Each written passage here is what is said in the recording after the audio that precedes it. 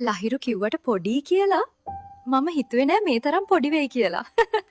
මිනිහා නිකන් Maggie noodles වගේ විනාඩි 2කින් ගියා.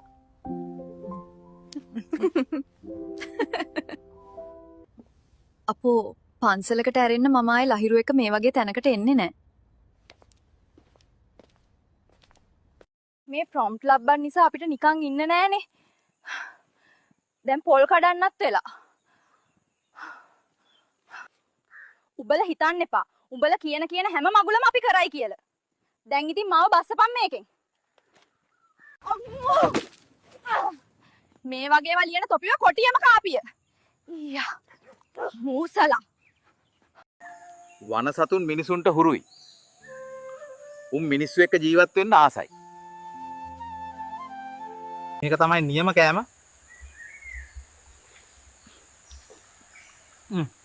මේ වගේ රස කෑමක් මං කාලා නැහැ. මගේ කුක්කු බලන්න දෙන්නේ ලයිව් එකට.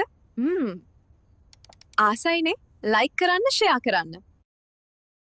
මගේ ආදරේ ඔයාට විතරයි හැමදාමත්